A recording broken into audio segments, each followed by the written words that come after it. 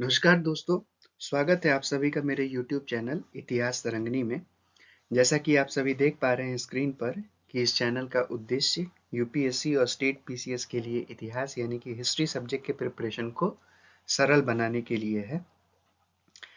सबसे पहले मैं आपको यह बताना चाहूँगा कि इस चैनल पे मैं जो भी क्लासेस लूँगा, मैं बेसिकली उसे दोनों भाषाओं में लेने का कोशिश करूँगा, यानी कि हिंदी और इंग्लिश।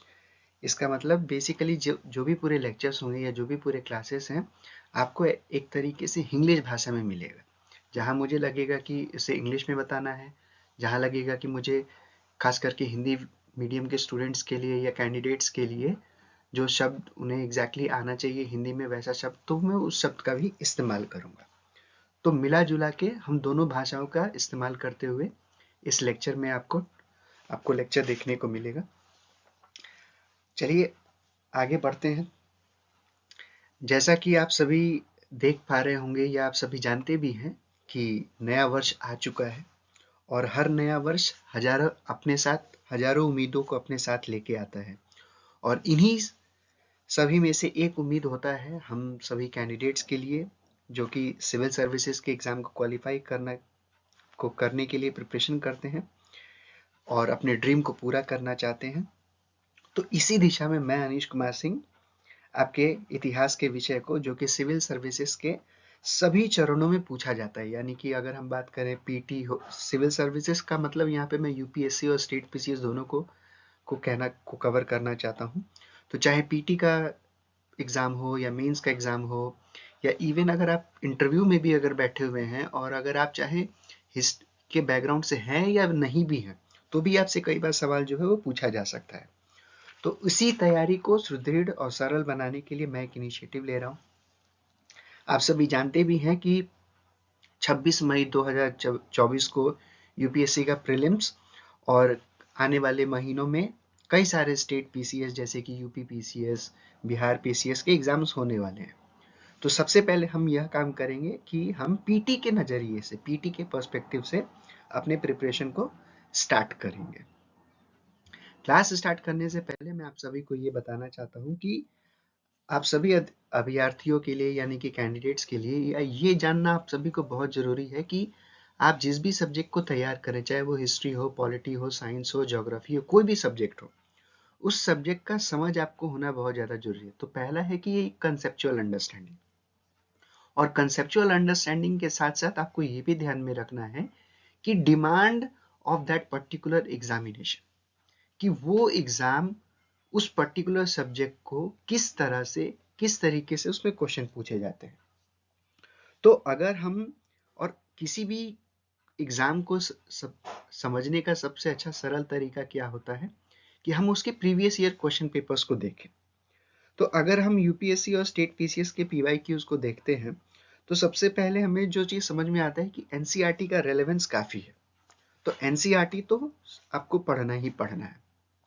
अगर हम एग्जामिनेशंस के नोटिफिकेशन को देखें तो उसमें एक तरीके से लिखा हुआ है कि हिस्ट्री ऑफ इंडिया के बारे में आपसे क्वेश्चन पूछा जाएगा। तो जब हम हिस्ट्री ऑफ इंडिया को बोलते हैं तो उसमें क्या क्या है, एंशिएंट इंडिया है, मिडिवल इंडिया है, मॉडर्न इंडिया है, आर्ट एंड कल्चर है, उसके साथ साथ में करंट अफेयर्स भी होता है। तो करंट अफेयर जो कि हिस्ट्री के साथ में लिंक्ड है उस तरीके से। और वहीं अगर ये यूपीएससी में था, और वहीं अगर आप स्टेट पीसीएस के बारे में अगर बात करते हैं, तो पूरे के पूरे हिस्ट्री ऑफ इंडिया के साथ साथ में उस स्टेट से भी जुड़े कुछ महत्वपूर्ण जो कि ऐतिहासिक घटना या इम्पोर्टेंट पर्सनालिटीज या जो इवेंट्स होते हैं, उनसे भी प्रश्न पूछे जाते हैं। ठीक है। तो कॉमन चीजें हम सभी को देखने को क्या मिल रहा है कि कुछ भी हो जाए हमें एनसीईआरटी तो कंप्लीट करना ही करना है। लेकिन फिर से अगर हम देखें कि किस तरीके से यूपीएससी क्वेश्चंस या यूपीएससी या स्टेट पीसीएस के अगर हम क्वेश्चंस को देखें, तो कई बार हमें ये भी देखने को मिलता है कि कई बार क्वेश्चंस जो है वो स्टैंडर्ड टेक्स्ट बुक से भी होते हैं। तो कई सारे स्कॉलरली टेक्स्ट होते हैं, जैसे पहले एक टाइम पे आर एस शर्मा हुआ करता था, सतीश चंद्रा है, बिपिन चंद्रा है। खैर अगर हम एंशिएंट इंडिया के कॉन्टेक्स्ट में बात करें तो आर एस शर्मा का रेलेवेंस तो थोड़ा कम हो चुका है, और उसकी जगह पे उपेंद्र सिंह, जो कि हिस्ट्री ऑफ एंशिएंट इंडिया, जो कि बहुत ज़्यादा इंपॉर्टेंट हो चुका है। तो ऐसे भी कई सारे बुक्स जो हैं वो कैंडिडेट्स को तैयार करना पड़ता है। तो अब स्टूडेंट के लिए दुविधा हो जाता है, कैंडिडेट्स के लिए दुविधा हो जाता है कि कितने कितने चीज़ों को हम पढ़ें, एग्जाम के लिए टाइम कम है, बाकी सारे सब्जेक्ट्स को भी कवर करना है। तो इसी जगह पे ये चैनल आपके लिए यूजफुल होने वाला है। मैं जो भी आपको कंटेंट बना के दूंगा या जो लेक्चर में जो भी मैं करूंगा, इस तरीके से मैं पूरे के पूरे लेक्चर को लूंगा कि जो पीटी में आने वाले सभी लगभग लगभग एग्जाम के हर एक टॉपिक को कवर करूंगा, जिसमें एनसीईआरटी, पीवाईक्यू, स्टैंडर्ड बुक आपको सभी एक जगह पे मिल जाएगा, जिससे कि आपको तैयारी करने में आसान होगा। ठीक है।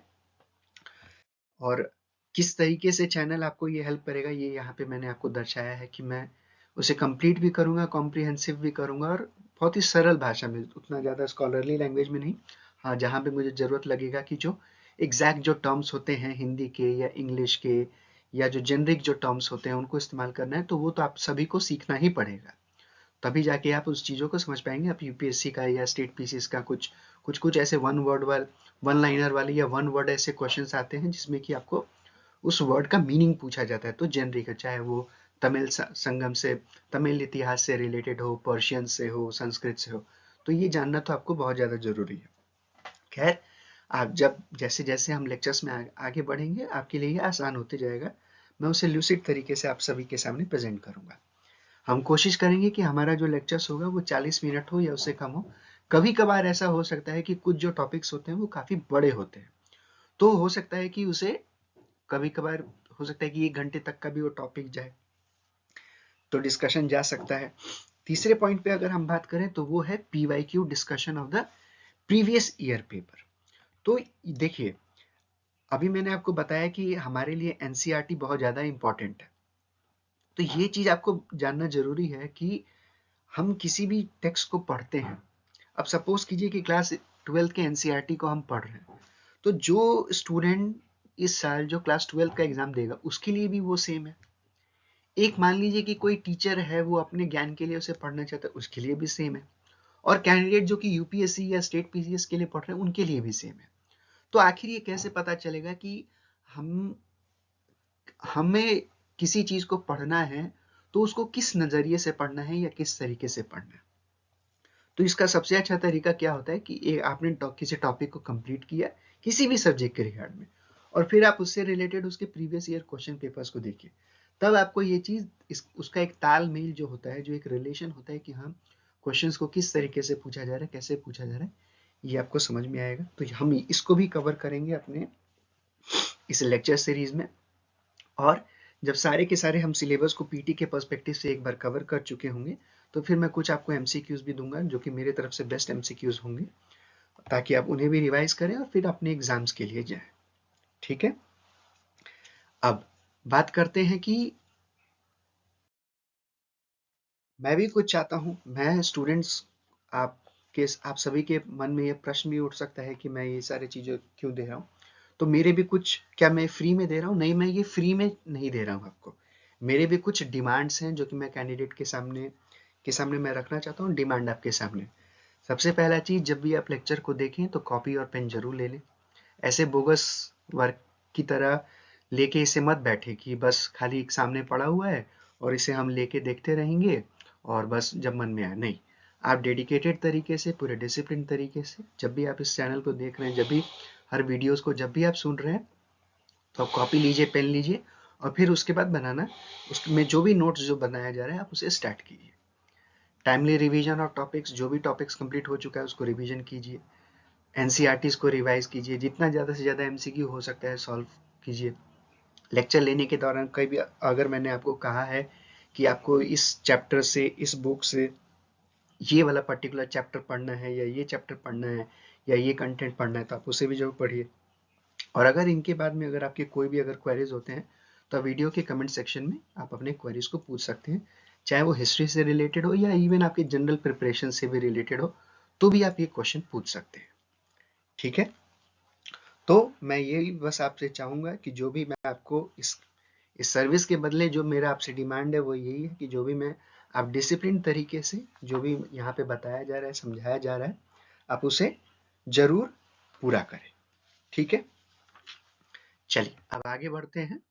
सबसे पहले हम बात करते हैं कि हिस्ट्री में को स्टार्ट करने से पहले कुछ सर्टेन कंसेप्चुअल फ्रेमवर्क होते हैं, ठीक है, जैसे कि आपको हिस्ट्री सब्जेक्ट को समझने और जानने के लिए बहुत ज़्यादा ज़रूरी है। तो कुछ बहुत ज़्यादा तो आपको नहीं जानना चाहिए, लेकिन हाँ, हर एक स्टूडेंट को या कैंडिडेट को एक बेसिक अंडरस्टैंडिंग हिस्ट्री का ज़रूर होना चाहिए कि जिस सब्जेक्ट को आप पढ़ने जा रहे हैं आखिर वो सब्जेक्ट है क्या। जैसे कि कुछ कुछ मैंने आपके सामने इंपॉर्टेंट पॉइंट्स रखे हुए हैं, जैसे what does the term history means, कि इतिहास शब्द का अर्थ क्या है, कैसे इंडियन हिस्ट्री को डिवाइड किया जाता है, कैसे ह्यूमन पास्ट को डिवाइड किया जाता है, कुछ कुछ इंपॉर्टेंट डिस्कवरीज, हिस्टोरियोग्राफी क्या है, इंपॉर्टेंट इंस्टीट्यूशंस क्या है। चलिए एक एक करके हम आगे बढ़ते हैं तो ये आपको समझ। तो जो सबसे पहला पॉइंट आप देख पा रहे हैं वो है हमारे सामने, वो है what does the term history means, यानी कि इतिहास शब्द का अर्थ क्या है।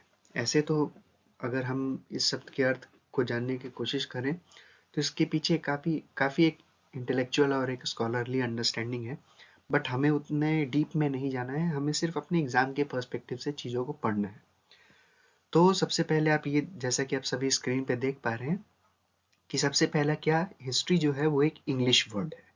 इंग्लिश वर्ड है जो कि कहाँ, जो कि ग्रीक वर्ड से लिया गया है। ग्रीक वर्ड कौन सा है, जो कि हिस्टोरिया, यानी कि हिस्ट्री शब्द जो है वो ग्रीक वर्ड हिस्टोरिया से लिया गया है। और ये क्या रेफर करता है, इंक्वायरी ऑफ द पास्ट और इन्वेस्टिगेशन ऑफ द पास्ट, यानी कि अतीत के बारे में जानना या अतीत के बारे में अनुसंधान करना। तो इतना सब, बस ये एक बेसिक डेफिनेशन आप सभी याद रखिए कि हिस्ट्री जो है वो एक ग्रीक वर्ड से लिया गया। तो एग्जाम में आपसे पूछा जा सकता है कि ये क्या ये लैटिन से लिया गया है, नहीं, तो आपको याद रखना है। और इसका मतलब क्या होता है, इंक्वायरी ऑफ द पास्ट या इन्वेस्टिगेशन ऑफ द पास्ट, यानी कि अतीत के बारे में अनुसंधान करना, ठीक है। तो ये हो गया मीनिंग हिस्ट्री का। अब चलिए आगे बढ़ते हैं। Classifying the Indian history into different period, यानी कि भारतीय इतिहास को कालखंडों में कैसे बांटा जाता है। तो इतिहासकारों के अनुसार, और या बहुत सारे इतिहासकारों के मत के अनुसार, जो प्रेजेंट टाइम है यानी कि मॉडर्न टाइम में इंडियन हिस्ट्री को बेसिकली हम 4 कालखंडों में देख सक के बांट के देखा जाता है। तो जो सबसे पहला जो है वो होता है एंशिएंट इंडिया। एंशिएंट इंडिया, फिर दूसरा है अर्ली मिडीवल, तीसरा है मिडीवल इंडिया और चौथा है मॉडर्न इंडिया, ठीक है। तो कालखंड है तो हमें टाइम के बारे में भी जानना जरूरी है। और तो सबसे पहले बात करते हैं एंशिएंट इंडिया के बारे में। तो एंशिएंट इंडिया में हम क्या देख रहे हैं, earliest time to 6th century CE. तो बेसिकली कई बार आप लोगों ने देखा होगा कि टाइम पीरियड जो होता है, तो बेसिकली समझिए कि टाइम जो है वो इस तरीके से, और ऐसे मान लीजिए, और यहाँ पे एक 0 पॉइंट है, और जो लेफ्ट हैंड साइड में जो हमारा जो पॉइंट होता है इसे हम कहते हैं BCE। और राइट हैंड में जो सबसे ज्यादा जो पॉइंट जो आ रहा है 0 की इस तरफ में, राइट हैंड साइड में, इसे कहते हैं CE। तो टाइम जो है पहले डिक्रीजिंग ऑर्डर में आता है 0 की तरफ में, और फिर इंक्रीजिंग ऑर्डर में बढ़ते हैं। तो जो डिक्रीजिंग ऑर्डर में जो हम लिखते हैं तो उसे हम कहते हैं BC, BCE। कई जगह पहले BC का इस्तेमाल किया जाता था, और यहाँ जहाँ पे CE लिखा हुआ है वहाँ पे पहले हम AD का इस्तेमाल करते थे। तो अब AD और BC का इस्तेमाल नहीं किया जाता है, अब BCE और CE का इस्तेमाल कर दिया जाता है। तो यानी कि BCE में आप डिक्रीजिंग ऑर्डर में आएंगे और CE में आप फिर इंक्रीजिंग ऑर्डर में बढ़ेंगे। तो जो ये जो हम बात कर रहे हैं एंशिएंट इंडिया के बारे में, तो ये कहाँ से आ रहा है, ये इस तरीके से लेके 6th सेंचुरी CE। सपोज करिए यहाँ पे 0 है, तो यहाँ पे 600 में कहीं पे यहाँ पे कोई एक पॉइंट होगा, तो यहाँ तक का जो इतिहास है वो पूरा का पूरा एंशिएंट हिस्ट्री का होगा, ठीक है। चलिए इसके बाद आगे बढ़ते हैं अर्ली मिडीवल। फिर मिडीवल कहाँ से स्टार्ट होता है, 6th सेंचुरी से लेके 13th सेंचुरी CE तक। फिर मिडीवल इंडिया कहाँ पे आता है, 13th सेंचुरी से लेके 18th सेंचुरी CE तक। और मॉडर्न इंडिया जो है वो 18th सेंचुरी से लेके 18th सेंचुरी से लेके प्रेजेंट टाइम, यानी कि आप 2024 तक को भी इंक्लूड कर सकते हैं। तो इस तरीके से इतिहासकार जो है वो इंडियन हिस्ट्री को, यानी कि भारतीय इतिहास को कालखंडों में बांटने का कोशिश करते हैं, और इस तरीके से हम भी पढ़ते हैं, ठीक है। चलिए आगे बढ़ा जाए। तो ये एक बेसिक अंडरस्टैंडिंग है जो कि आपको याद रखना है। हो सकता है कि अगर आप स्टेट PCS में है तो स्टेट PCS में आपसे ये टाइमलाइन भी पूछा जा सकता है कि अर्ली मिडीवल का जनरली टाइमलाइन क्या होता है, मिडीवल इंडिया का टाइमलाइन क्या हो सकता है, ये हो सकता है। यूपीएससी में तो चांसेस नहीं है कि ऐसे क्वेश्चंस पूछे जाए, बट स्टेट PCS में हो सकता है। और फिर भी अपने कॉमन अंडरस्टैंडिंग के लिए आप इसे जरूर ध्यान में रखें। चलिए बढ़ते हैं नेक्स्ट पॉइंट की तरफ, क्लासिफिकेशन ऑफ ह्यूमन पास्ट, यानी कि इतिहासकारों ने किस तरीके से मानव के इतिहास को विभाजन किया हुआ है। तो पहले जो हमने पॉइंट देखा वो था टाइम के बेसिस पे, और अब जो हम इतिहास को देख रहे हैं, अब जिस चीज के हम क्लासिफिकेशन को पढ़ रहे हैं वो है कि हम ह्यूमन हिस्ट्री को किस तरीके से डिवाइड करते हैं। तो ह्यूमन हिस्ट्री को डिवाइड करने के बेसिकली 3 तरीके होते हैं, प्री हिस्ट्री, प्रोटो हिस्ट्री और हिस्ट्री। ऐसे तो अगर हम बात करें तो वर्ल्ड लेवल पे भी हिस्ट्री को पढ़ा जाता है और इंडियन लेवल पे भी हिस्ट्री को पढ़ा जाता है। चूंकि वर्ल्ड हिस्ट्री सिलेबस में नहीं है तो हम वर्ल्ड के पर्सपेक्टिव से नहीं बल्कि इंडियन पर्सपेक्टिव से ह्यूमन पास्ट के डिवीजन को समझने का कोशिश करेंगे। ठीक है, तो ये बात आप सभी याद रखिएगा। तो इतिहासकारों ने किस तरीके से बांटा हुआ है, तो और ये जो डिवीजन जो होता है इसका जो बेसिस होता है वो किस बेसिस पे होता है, या तो लिटरेरी सोर्सेस के बेसिस पे या तो आर्कियोलॉजिकल सोर्सेस के बेसिस पे। हम ये जो प्री हिस्ट्री, प्रोटो हिस्ट्री और जो हिस्ट्री को जो बांटा गया है इसका आधार क्या होता है, इसका आधार होता है एविडेंसेस। हिस्ट्री में एविडेंसेस के बेसिस पे ही सब कुछ लिखा या बोला या कहा जाता है, और इन सब का जो आधार जो होता है वो है लिटरेरी और आर्कियोलॉजिकल टेक्स्ट। तो सबसे पहले चलिए बात करते हैं प्री हिस्ट्री के बारे में। प्री हिस्ट्री यानी कि जिसे हिंदी में हम प्राग्ञ इतिहास के नाम से जानते हैं, प्रोटो हिस्ट्री यानी कि आद्य इतिहास, और हिस्ट्री तो आप समझ ही चुके होंगे जिसे हम इतिहास। अब इन शब्दों एक एक करके अब हम इन शब्दों का अर्थ समझते हैं कि आखिर इसका रेफरेंस क्या है या मीनिंग क्या है। तो प्राग्ञ इतिहास यानी कि जो प्री हिस्ट्री है इससे हम रेफर करते हैं period before writing. Pre history means period before writing, यानी कि लेखन कला के आविष्कार से पहले के समय को हम क्या कहते हैं, आद्य इतिहास कहते हैं, प्री हिस्ट्री कहते हैं। ठीक है, pre history basically means era और time before the advent of writing, लेखन कला के आविष्कार से पहले। ठीक है, प्रोटो हिस्ट्री, प्रोटो हिस्ट्री का मतलब होता है एक literate culture with an undeciphered script. इसका डेफिनेशन क्या होगा, a literate culture with an undeciphered script, यानी कि इस सभ्यता में हम इसे समझ सकते हैं एक साक्षर संस्कृति जिनके पास लिपि तो है पर हम उस लिपि को अभी तक पढ़ नहीं पाए हैं, समझ नहीं पाए हैं। यानी कि ये एक लिटरेरी कल्चर है और जिसका जो स्क्रिप्ट होता है वो एक अनडिसाइफर्ड है। ये बात आपको याद रखना है। ठीक है, प्रोटो हिस्ट्री का क्या मतलब होता है, प्रोटो हिस्ट्री को हिंदी में आद्य इतिहास कहते हैं। A literate culture with an undeciphered script, एक साक्षर संस्कृति जिनकी लिपि को अभी तक हम पढ़ या समझ नहीं पाए।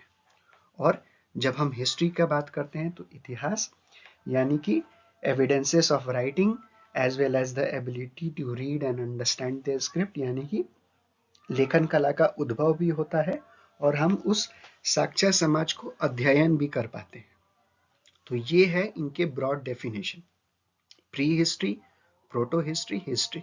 प्री हिस्ट्री प्राग्ञ इतिहास, प्रोटो हिस्ट्री आद्य इतिहास और हिस्ट्री यानी कि इतिहास। ठीक है, अब इसी तरीके से इतिहासकारों ने जो पूरा का पूरा जो एंशिएंट मिडिवल या जो पूरा हिस्ट्री जो है उसे पूरा डिवाइड किया हुआ है। तो यानी कि जितने भी हमारे पाषाण काल, जितने भी पाषाण काल होते हैं, इंग्लिश में जिसे हम स्टोन एजेस कहते हैं, तो पाषाण काल में कौन कौन से काल आएंगे, तो पैलियोलिथिक जिसे कि पूरा पाषाण कहा जाता है, मेजोलिथिक जिसे कि मध्य पाषाण कहा जाता है, नियोलिथिक जिसे कि हम नवपाषाण कहते हैं, और चैल्कोलिथिक जो कि ताम्र पाषाण जिसे कहा जाता है।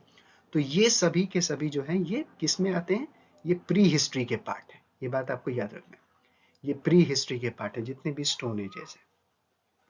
कौन कौन से हैं, पैलियोलिथिक पूरा पाषाण, मेजोलिथिक मध्य पाषाण, नियोलिथिक नवपाषाण, चैल्कोलिथिक ताम्र पाषाण। इसी तरीके से जब हम प्रोटो हिस्ट्री में आते हैं तो प्रोटो हिस्ट्री में क्या है, हड़प्पन सिविलाइजेशन प्लस वैदिक एज।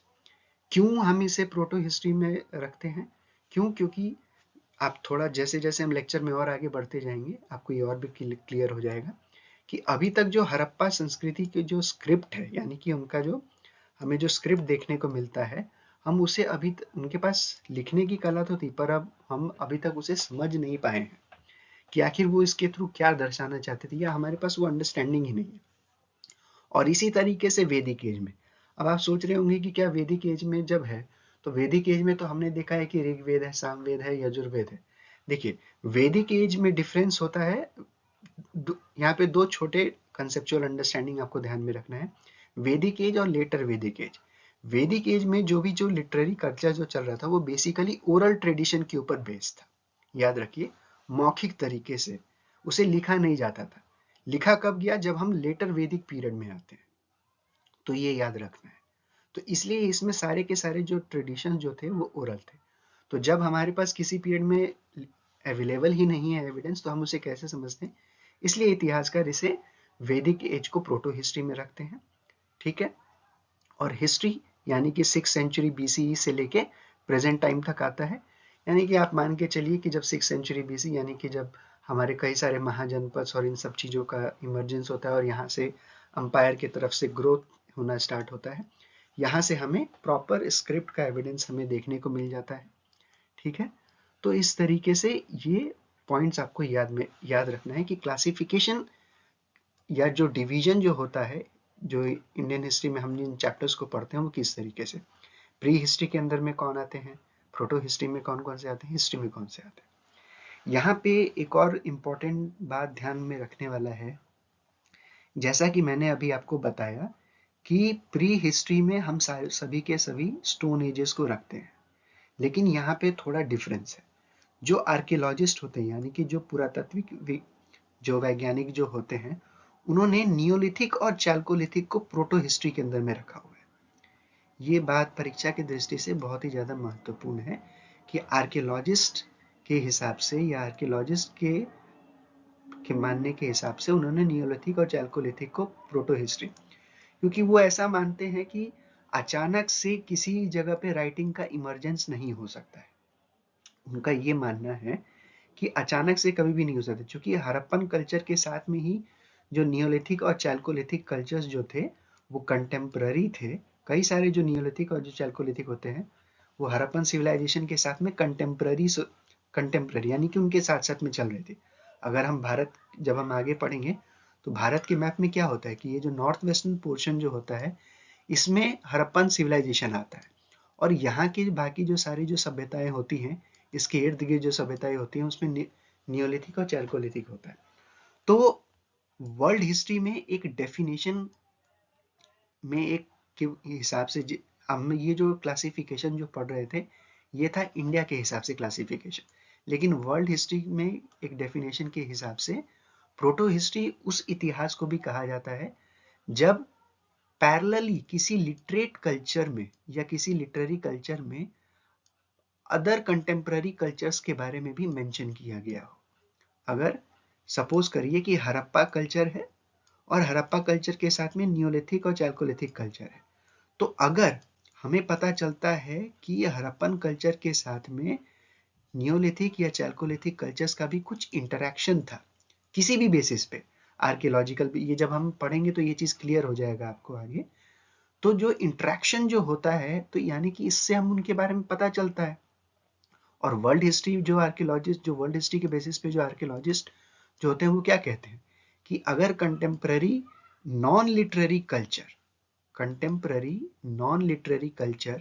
अगर कंटेम्पररी लिटरेरी कल्चर के साथ में अगर कुछ अगर रिलेशन अगर स्टैब्लिश अगर होता है, तो that is the basis of classification in the proto history. तो ये चीजें आपको ध्यान में रखना है। तो नॉर्मली इंडियन क्लासिफिकेशन के बेसिस पे क्या होता है ये भी आपको समझ में होना चाहिए। और वहीं आर्कियोलॉजिस्ट प्रोटो हिस्ट्री के अंदर में क्या क्लासिफाई करते हैं, इसको भी ध्यान में होना चाहिए। तो इस चीज को जरूर ध्यान से अपने नोट्स में जरूर लिख लीजिएगा कि कभी आपको आगे चल के किसी भी प्रकार का डाउट इसमें नहीं होना चाहिए। ठीक है, ये बात ध्यान रखना है। चलिए अब बढ़ते हैं नेक्स्ट टॉपिक की तरफ। ठीक है, तो नेक्स्ट टॉपिक जो है, आप उसका हेडिंग देख सकते हैं, उसका हेडिंग है इंपॉर्टेंट फैक्ट्स। तो पिछले स्लाइड्स में हमने देखा कि किस तरीके से प्री हिस्ट्री, प्रोटो हिस्ट्री और हिस्टोरिकल पीरियड को किस तरीके से इतिहासकारों ने और उसके क्या बेसिस हैं उस डिवीजन के और उसकी क्या अंडरस्टैंडिंग है उसको हमने देख लिया है। तो जब हम हिस्टोरिकल पीरियड को पढ़ रहे थे तो उसमें हमने देखा कि जनरली उसे कहा जा रहा है कि 6th century BC से है, उसमें राइटिंग और उसमें राइटिंग के हमें एविडेंसेस मिलते हैं। उन राइटिंग्स को हम पढ़ के समझ भी सकते हैं कि उनमें क्या कहा जा रहा है या क्या बताया जा रहा है, और इस बेसिस पे हम उन सोसाइटीज के, उस टाइम के सोसाइटीज के हिस्ट्री को रिकंस्ट्रक्ट कर पाते हैं। अगर इसी में देखा जाए तो एक जो फैक्ट हमारे सामने उभर के आता है वो है, अगर राइटिंग है तो राइटिंग के लिए एक स्क्रिप्ट होता है। देखिए जनरली आप इसे ऐसे समझिए कि कभी भी जब हम कम्युनिकेशन करते हैं तो कम्युनिकेशन के दो पैरामीटर होते हैं, एक लैंग्वेज और दूसरा क्या होगा, राइटिंग। तो लैंग्वेज में क्या, यानी कि हम बोलचाल करते हैं, जैसे मैं अभी आपके साथ जो बात जो कर रहा हूँ वो होता है लैंग्वेज, और दूसरा जो मैं अभी आपको स्क्रीन पे जो लिख के दिखा रहा हूँ ये होता है राइटिंग। तो दो तरीके से हम कम्युनिकेट कर सकते हैं, एक लैंग्वेज के थ्रू और एक स्क्रिप्ट के थ्रू, यानी कि राइटिंग के थ्रू। तो लैंग्वेज का जो हिस्ट्री है वो तो बहुत पुराना है, स्क्रिप्ट से बहुत पहले इस लैंग्वेज का डेवलपमेंट हो चुका था, और राइटिंग जो है वो उसके बाद में आता है। राइटिंग के लिए सबसे ज़्यादा हमें ज़रूरत होता है एक स्क्रिप्ट का। स्क्रिप्ट को बेसिकली, यानी कि जिसे हिंदी में हम लिपि कहते हैं, तो स्क्रिप्ट को आप समझ सकते हैं कि एक writing system, a writing system which uses sign or symbol having specific meaning or sound। ठीक है, writing system means basically using signs or symbol with specific meaning or sound। तो अगर हिंदी में अगर हम बात करें तो लेखन व्यवस्था जिसमें विशिष्ट अर्थ तथा स्वर के प्रतीकों का प्रयोग किया जाता है। अब जैसे त है, या हमने फिर आर लिखा, तो त है तो एक इसका एक अपना स्पेसिफिक वे है राइटिंग का, और एक स्पेसिफिक वे है प्रोनाउंस करने का। उसी तरीके से अगर हमने आर लिखा तो एक स्पेसिफिक एक तरीका है और एक स्पेसिफिक वे है जिसमें कि हम इसे प्रोनाउंस करते हैं। तो जो स्क्रिप्ट होता है वो इन दो चीजों का कॉम्बिनेशन में समझा जाता है। अब इस दिशा में अब इसमें फैक्ट्स क्या क्या हैं जो कि आपके लिए हिस्ट्री के एज ए कॉम्पिटिटिव एग्जामिनेशन के पर्सपेक्टिव से जो कि इम्पोर्टेंट है, वो है कि अगर हम स्क्रिप्ट के इतिहास को देखें तो बेसिकली हमें इंडियन सब कॉन्टिनेंट के कॉन्टेक्स्ट में देखना है। तो अगर सबसे ओल्डेस्ट स्क्रिप्ट के बारे में जहाँ से कि हमें एविडेंस मिलता है राइटिंग का, तो वो है हड़प्पन सिविलाइजेशन से। और हड़प्पन सिविलाइजेशन का जो स्क्रिप्ट है वो क्या है, लोगोग्राफिक, यानी कि कुछ सिंबल्स हैं। उसी तरीके से उस टाइम की अगर हम कुछ अगर वर्ल्ड के कुछ पैरेलल अगर सिविलाइजेशंस को अगर देखें जिनमें कि एविडेंस मिलता है राइटिंग का, तो पहला एक है मेसोपोटामिया का, जिसके स्क्रिप्ट को हम कहते हैं क्यूनिफॉर्म स्क्रिप्ट। ठीक है, और एक पैरेलली एक और सिविलाइजेशन सभ्यता है, यानी कि इजिप्शियन, यानी कि मिस्र का, जिसे कि हाइलोग्रिफ्स कहा जाता है। तो एग्जाम के पर्सपेक्टिव से ये जो फैक्ट है, इन सारे फैक्ट को आप याद रख लें। हड़प्पन का जो स्क्रिप्ट है वो लोगोग्राफिक, मेसोपोटामिया का क्यूनिफॉर्म, इजिप्शियन क्या है, हिलोग्राफिक्स। तो ये है। और मैंने आपके सामने ये फोटो भी दिखाया है कि आप देख सकते हैं इजिप्शियन कैसा है, हड़प्पन कैसा है, ये मेसोपोटामियन का स्क्रिप्ट कैसा है। तो इस तरीके से ये स्क्रिप्ट होता है, इनका कुछ ये सिग्निफाई करने की कोशिश करते हैं। ये बात आपको इस चीज के रिगार्ड में याद रखना है। तो यहाँ पे फैक्ट के रिगार्ड में ये तीन जो पॉइंट है ये आप लोग जरूर याद रख लीजिएगा। ठीक है, और बाकी बेसिक अंडरस्टैंडिंग मैंने आपको समझा दिया है कि इसका क्या सिग्निफिकेंस है। अब बात करें, अब चलते हैं नेक्स्ट स्लाइड की ओर। अगेन फिर से वही है ओल्डेस्ट फैक्ट। इंपॉर्टेंट फैक्ट्स के बारे में अगर हम बात करें, अगर हम इंडियन सब कॉन्टिनेंट के ओल्डेस्ट स्क्रिप्ट के बारे में अगर बात करें, ओल्डेस्ट स्क्रिप्ट तो कौन सा है, वो है हड़प्पन स्क्रिप्ट। ये बात याद रखना है। लेकिन हड़प्पन स्क्रिप्ट जो है वो अभी तक अनडिसाइफर्ड है। उसी तरीके से ओल्डेस्ट स्क्रिप्ट जो कि डिसाइफर्ड अगर होगा तो उसे हम कहेंगे ब्राह्मी स्क्रिप्ट, जो कि अशोकन इंस्क्रिप्शन में पाए गए थे, और जिसे कि जेम्स प्रिंसेप जो कि ईस्ट इंडिया कंपनी के एक आर्कियोलॉजिकल सर्वे से रिलेटेड एक ऑफिसर थे, उन्होंने इस स्क्रिप्ट को डिसाइफर किया था। तो ये याद रखना है। तो एग्जाम के पर्सपेक्टिव से देखिए, फ्रेमिंग के ऊपर या क्या क्वेश्चन पूछा जा रहा है आपको बड़े ध्यान से समझना है। अगर आपसे सीधा सीधा सवाल पूछा जाता है कि oldest script in the Indian sub continent, तो आपको याद रखना है हड़प्पन स्क्रिप्ट। अगर आपसे क्वेश्चन पूछा जा रहा है कि oldest script in the Indian sub continent which can be read and which can be और विच हैज बीन डिसाइफर्ड। तो याद रखना है वो है अशोकन का ब्राह्मी स्क्रिप्ट, ये आपको याद रखना है। सबसे पुराना जो कि स्क्रिप्ट है भारत, जो सबसे पुराना भारतीय उपमहाद्वीप के में जो लिपि है वो है हड़प्पा सभ्यता की लिपि, और जिसे हम पढ़ सकते हैं जो सबसे पुराना है वो है ब्राह्मी स्क्रिप्ट, ये याद रखना है। ठीक है, अब इसी से एक और जुड़ा एक तथ्य हमारे सामने आता है कि चूंकि अब जब हमारे सामने स्क्रिप्ट आ चुका है और हमने देखा कि बेसिकली जब जिस टाइम से हम स्क्रिप्ट को पढ़ सकते हैं, समझ सकते हैं, तो उसे हम हिस्टोरिकल पीरियड में कैटेगराइज करते हैं। तो अगर हम इन historical period in the Indian subcontinent के बारे में अगर हम बात करें कि भारत के उपमहाद्वीप में जो इतिहास यानी कि जो ऐतिहासिक कालखंड जो है वो कहाँ से अगर आता है, तो देखिए यहाँ पे यूनिफॉर्मिटी नहीं है। नॉर्थ इंडिया है और साउथ इंडिया है। तो नॉर्थ इंडिया में आप देखेंगे कि जो स्क्रिप्ट यानी कि जो लिटरेरी कल्चर यानी कि जो राइटिंग सिस्टम का जो इवॉल्व होता है, यानी कि जो लिखने की जो जो लेखन व्यवस्था जो है नॉर्थ इंडिया में, उत्तर भारत में पहले आती है, यानी कि 6 सेंचुरी बीसी में। और वहीं अगर हम साउथ इंडिया के बारे में बात करें तो यहाँ पे 4th से 6 सेंचुरी से 2nd सेंचुरी बीसी के बीच में होता है। तो ये एक आपके लिए एक इम्पॉर्टेंट बात है। तो आप इससे क्या समझते हैं?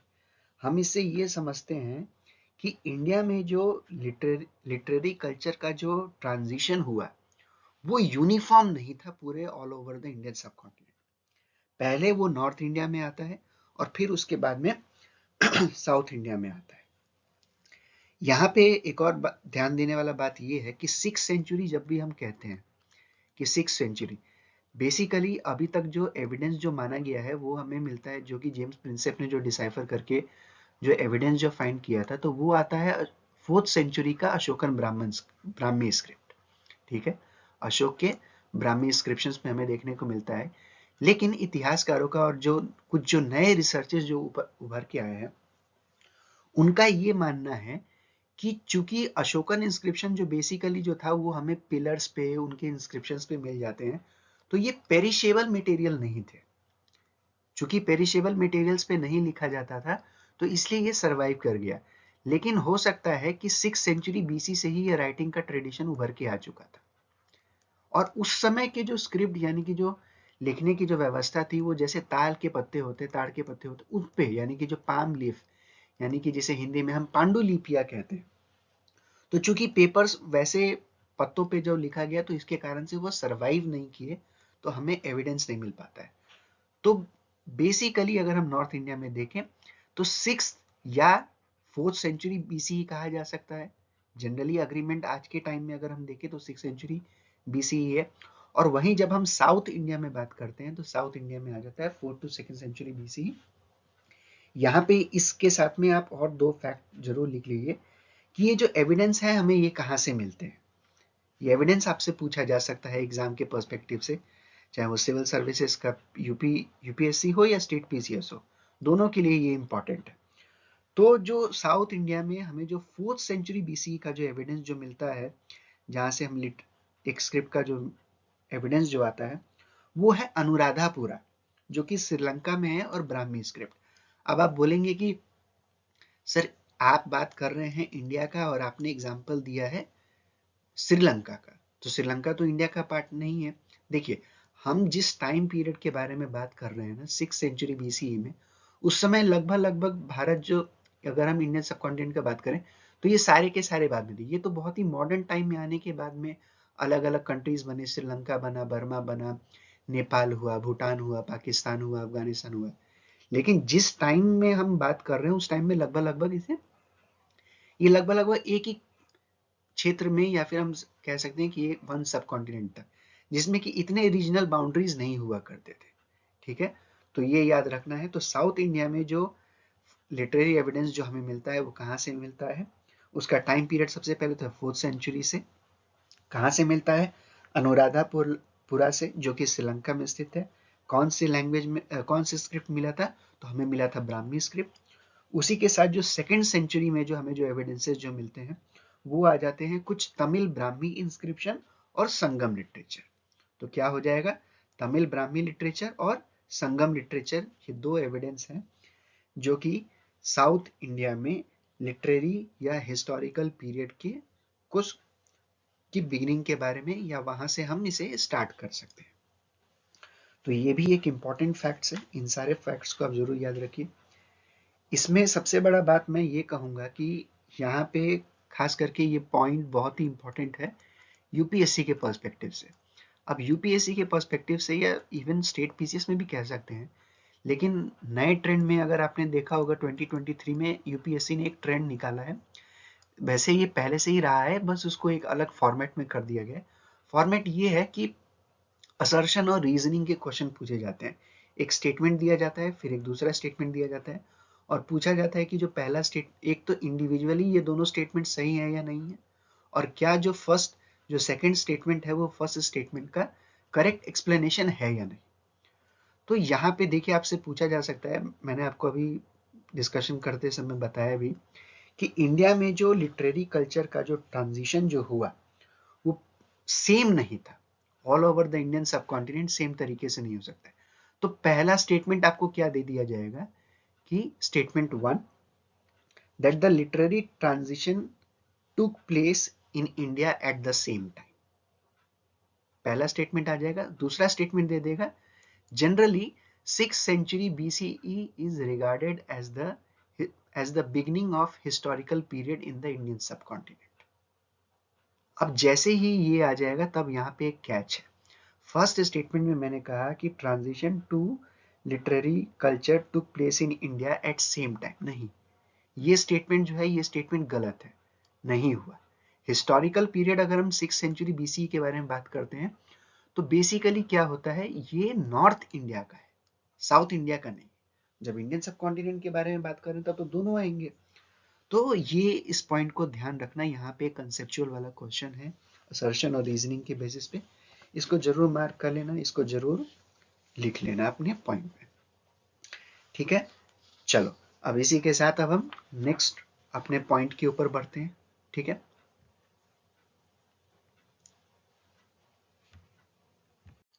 तो नेक्स्ट टॉपिक है हमारा हिस्टोरियोग्राफी, यानी कि जिसे हिंदी में हम कहते हैं इतिहास लेखन की एक विधा या इतिहास लेखन की कला। इंग्लिश में जिसे हम डिफाइन करते हैं the scholarly activity of constructing and writing history.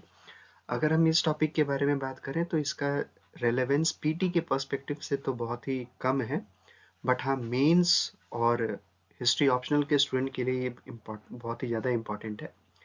यहाँ पे आप सभी को यह जानना है कि आखिर हम इन ओरिएंटलिस्ट, कॉलोनियल, नेशनलिस्ट या मार्क्सिस्ट हिस्टोरियन का हम यहाँ पे जिक्र क्यों कर रहे हैं।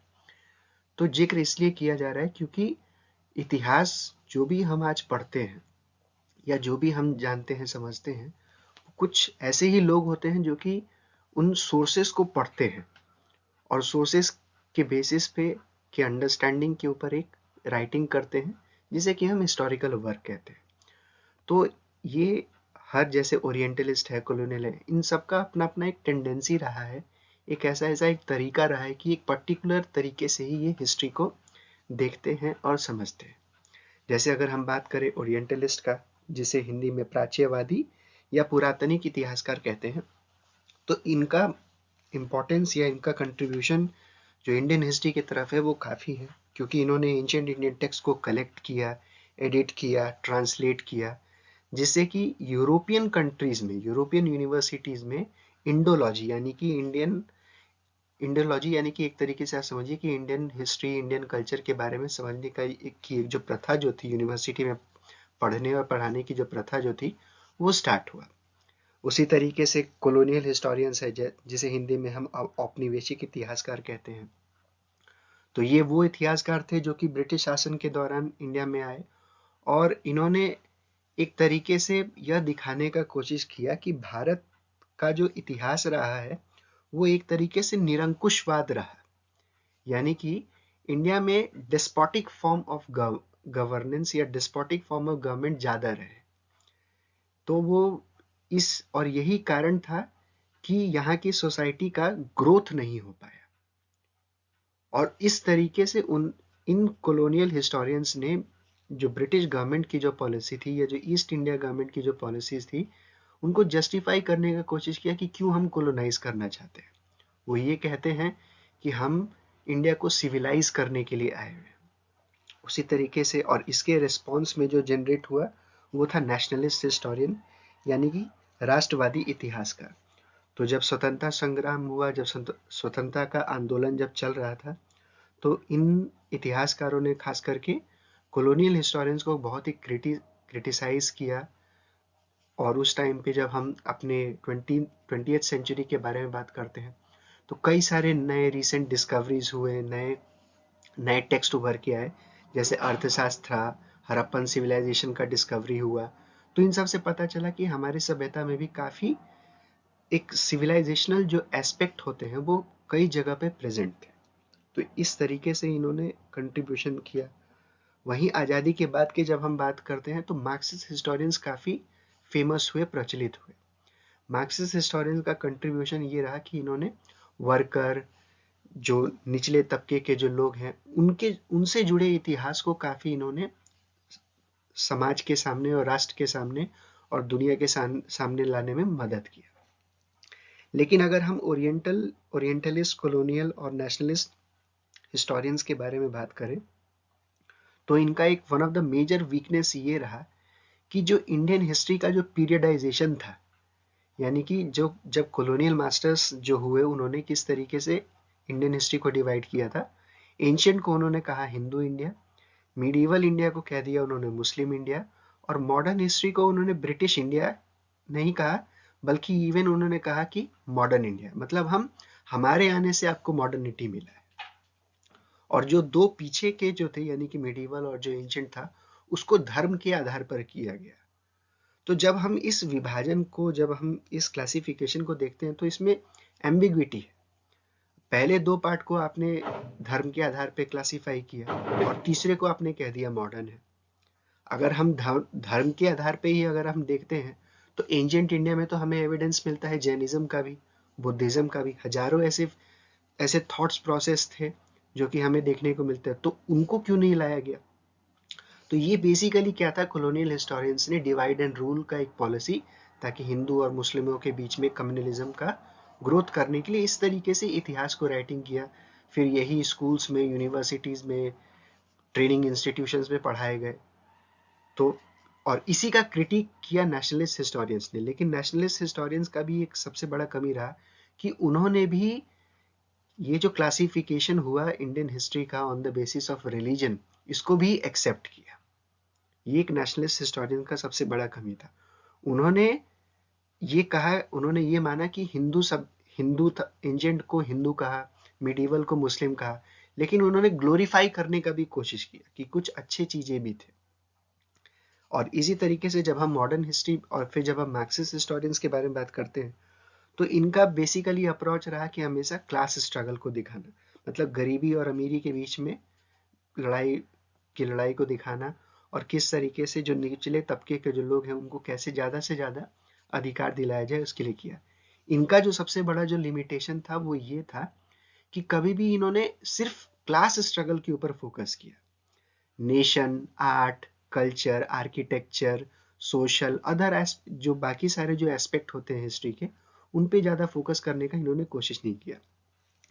इन्हीं से इंस्पिरेशन लेते हुए, सबके कमियों को देख के मॉडर्न हिस्टोरियोग्राफी इवॉल्व करता है, जिसमें कि हम किसी एक पर्टिकुलर पर्सपेक्टिव से नहीं, बल्कि सारे के सारे पर्सपेक्टिव को, चाहे वो पॉलिटिकल हो, कॉलोनियल हो, सोशल हो, इकोनॉमिक हो, आर्ट एंड आर्किटेक्चर हो, हर एक एस्पेक्ट से हम हिस्ट्री सिर्फ एक स्टोरी नहीं है बल्कि कई सारे अनगिनत स्टोरी है, और उन सारे अनगिनत स्टोरीज को हम एक जगह पे कंबाइन करते हैं और फिर समझने का कोशिश करते हैं कि आखिर एक क्या पिक्चर बन के उभर के आता है। और इसी से उभर के आता है कि जो इंडिया के लिए एक जो एपिथेट इस्तेमाल किया जाता है, that diversity, that unity in diversity. इस सब कॉन्टिनेंट को जब भी हम कहते हैं कि यूनिटी इन डाइवर्सिटी, तो ये हमें इतिहास से पता चलता है। और इतिहास ही एकमात्र एक ऐसा सब्जेक्ट है, और यही इसका जस्टिफिकेशन है कि हमें क्यों इस सब्जेक्ट को पढ़ना चाहिए। इस सब्जेक्ट के पढ़ने के पीछे रीज़न ही यही है कि आप जान सके कि आखिर इंडिया है क्या, इंडिया क्या था, इंडिया क्या है, और कैसे इसके आगे के बारे में हम सोच सकते हैं। तो ये था इसका पूरा का पूरा एक कंसेप्चुअल फ्रेमवर्क। इसमें से कुछ आप इम्पोर्टेंट पॉइंट खास करके ज़्यादातर रहेगा आपकी कंसेप्चुअल अंडरस्टैंडिंग के लिए है, और हिस्ट्री ऑप्शनल के स्टूडेंट के लिए ज़्यादा इंपॉर्टेंट रहेगा। ठीक है, चलिए अब बढ़ते हैं आगे। Important institutions. जब हम बात करते हैं 19वीं और 20वीं शताब्दी के बारे में, यानी कि 19th और 20th सेंचुरी में, तो काफ़ी इम्पोर्टेंट डिस्कवरीज हुए, और इन डिस्कवरीज में खास करके इंडिया के हिस्ट्री को बनाने में दो इंस्टीट्यूशंस का काफ़ी बहुत ही बड़ा महत्वपूर्ण रोल रहा। पहला था जियोलॉजिकल सर्वे ऑफ इंडिया और दूसरा था archaeological survey of India. In institutions के अपने, जो अगर एक वर्ड लाइन में मैं अगर कहूँ कि अगर इन दोनों इंस्टीट्यूशन का क्या कंट्रीब्यूशन रहा, तो सबसे बड़ा जो पॉइंट जो उभर के आता है वो ये है कि जियोलॉजिकल सर्वे ऑफ इंडिया और अगर हम बात करें आर्कियोलॉजिकल सर्वे ऑफ इंडिया, तो इन सभी ने सबसे ज़्यादा जो इसमें किया वो था प्री हिस्ट्री को जानने में। अभी लेक्चर के शुरुआत में मैंने आपको बताया भी था कि प्री हिस्ट्री क्या है। प्री हिस्ट्री वो पीरियड है जिसमें कि हमारे पास कोई भी राइटिंग एविडेंस अवेलेबल नहीं है। तो जब राइटिंग एविडेंस अवेलेबल नहीं है तो हम उसके बारे में कैसे समझें? तो यहाँ पे आर्कियोलॉजिकल एविडेंसेस हमें मदद करते हैं। तो इन दो इंस्टीट्यूशंस के बारे में हमें थोड़े से ब्रीफ हिस्ट्री जानना है। ठीक है, तो आप स्क्रीन पर आप सभी देख पा रहे हैं कि ये सबसे पहले एकदम इम्पोर्टेंट जो फैक्ट है उसके बारे में हमें जानना है। तो सबसे पहले अगर बात करें कि जियोलॉजिकल सर्वे ऑफ इंडिया का एस्टैब्लिशमेंट कब हुआ, तो 5 मार्च 1851 में थॉमस ऑल्डम के अंडर में इसका एस्टैब्लिशमेंट किया गया था। ठीक है, थॉमस ऑल्डम। तो आप इनका ईयर याद रखिए और इन पर्सनैलिटी का नाम याद रखिए, खास करके यूपीएससी और स्टेट पीसीएस के पर्सपेक्टिव से ये ज़्यादा इंपॉर्टेंट हो जाता है। जो पहले इंडियन थे जिन्होंने की जियोलॉजिकल सर्वे ऑफ इंडिया को ज्वाइन किया वो थे राम सिंह।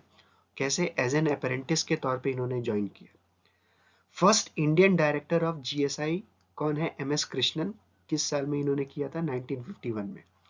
और इंडिया का first geological map, India's first geological map कहाँ पे किया गया था सबसे पहला? तो वो हैदराबाद रीजन का बनाया गया था। किसने किया था? Doctor H.W. वोसे, जो कि ईस्ट इंडिया कंपनी के एक एम्प्लॉय थे। आपको याद रखना है। तो 1821 में इसे किया गया था, 1821 में। तो ये कुछ इंपॉर्टेंट फैक्ट्स हैं जो कि आपको याद रखना चाहिए इंस्टीट्यूशंस के कंट्रीब्यूशन के। और कुछ रिलेटेड फैक्ट्स, तो कई बार आप ये भी सोच सकते हैं, आपने देखा होगा पिछले साल अगर 2023 यूपीएससी के पेपर को अगर हम देखें तो उसमें क्वेश्चन आया था जिसमें कई सारे हिस्टोरिकल पर्सनैलिटीज का नाम पूछा गया था, और उसमें पूछा गया था कि ये सबसे ज़्यादा किस में जस्टिफाई करते हैं। तो इसी पर्सपेक्टिव में ये इंपॉर्टेंट है। ये कुछ आर्कियोलॉजिकल सर्वे ऑफ इंडिया से रिलेटेड है। अब नेक्स्ट अगर हम बात करते हैं तो वो है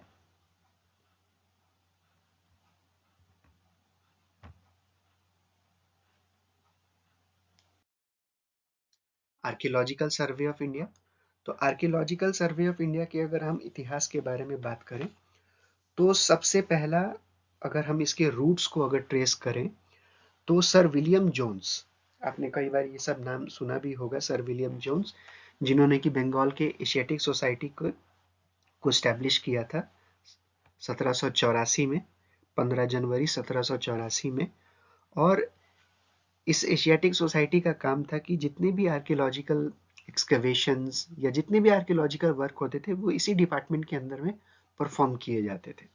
उस समय एज अ डिपार्टमेंट के तौर पे आर्कियोलॉजिकल सर्वे ऑफ इंडिया जो था वो स्टैब्लिश नहीं हुआ था। इसका रूट हम कहाँ से ट्रेस करते हैं? Sir William Jones, Asiatic Society of Bengal. इसी तरीके से बॉम्बे में भी एशियाटिक सोसाइटी और मद्रास में भी एशियाटिक सोसाइटी को बनाया गया था। बॉम्बे में 1804 में और मद्रास में 1818 में एशियाटिक सोसाइटी का गठन किया गया था। फिर जब हम स्क्रिप्ट्स के बारे में बात कर रहे थे तो मैंने आपको एक नाम बताया था, जेम्स प्रिंसेप।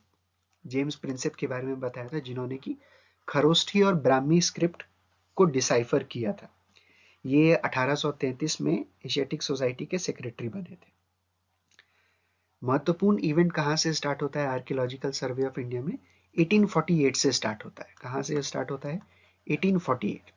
1848 में अलेक्जेंडर कनिंघम, जो कि ब्रिटिश इंडियन गवर्नमेंट के एक एम्प्लॉय थे, उन्होंने ब्रिटिश सरकार के सामने एक प्लान रखा कि एक बॉडी हमारे पास होना चाहिए, आर्कियोलॉजिकल सर्वे ऑफ इंडिया, जो कि पुरातत्व से रिलेटेड काम के बारे में और आर्कियोलॉजी से रिलेटेड जो सर्वे या एक्सकवेशन है उन सब के बारे में एक डिपार्टमेंट बनाया जाए।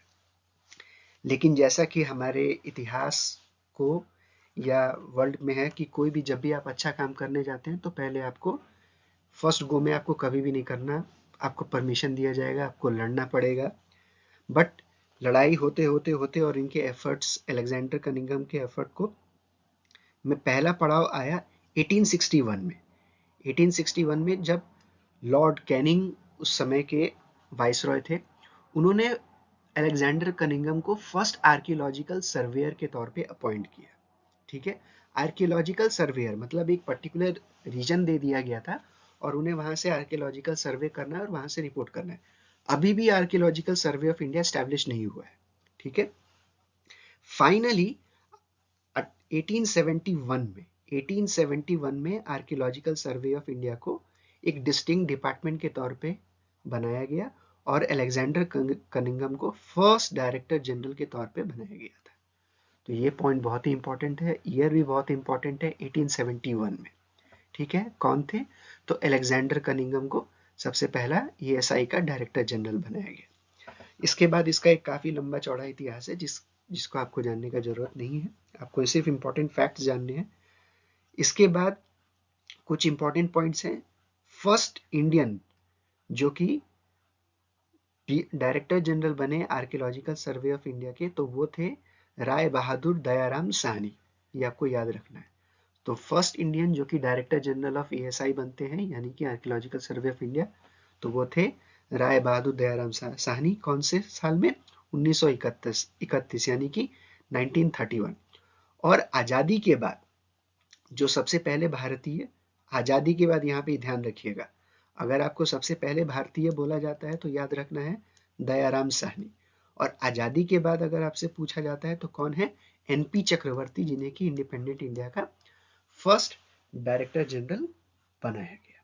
ठीक है, तो ये है कुछ इंपॉर्टेंट पॉइंट्स। आप इन सारे पॉइंट्स को जरूर लिखते हुए चलिएगा। जो मैंने इनके ब्रीफ हिस्ट्री के बारे में इन पॉइंट के अलावा भी बताया था, वो भी आप लोग नोट डाउन कर लीजिएगा और जरूर रिवाइज करते हुए सारे चीजों को चलिए। तो इस तरीके से आज का जो पहला लेक्चर था उसे हमने कंप्लीट कर लिया है। बेसिकली ये लेक्चर था आपको एक हिस्टोरिकल अंडरस्टैंडिंग और एक हिस्टोरिकल फाउंडेशन देने के लिए। अब से ज़्यादातर कुछ क्वेश्चंस भी थे जो कि कंसेप्चुअल लेवल के आ सकते हैं, मैंने आपको बताया भी था। बट अब यहाँ से हमारा मेन हिस्ट्री का सिलेबस स्टार्ट होगा। तो आप देख सकते हैं कि जो नेक्स्ट लेक्चर होने वाला है उसका टॉपिक क्या है? Sources for historical reconstruction. आप चाहे तो इसे अपने लेवल पे तैयार भी कर सकते हैं और फिर इस लेक्चर सीरीज को देख सकते हैं ताकि आपको और भी ज़्यादा इसमें फैक्ट्स मिल जाए। ठीक है, तो इसी के साथ मैं अपनी वाणी को विराम देता हूँ और मिलते हैं अगले लेक्चर में, जो कि जल्दी मैं अपने चैनल पे पोस्ट कर दिया करूँगा। ठीक है, ओके, थैंक यू।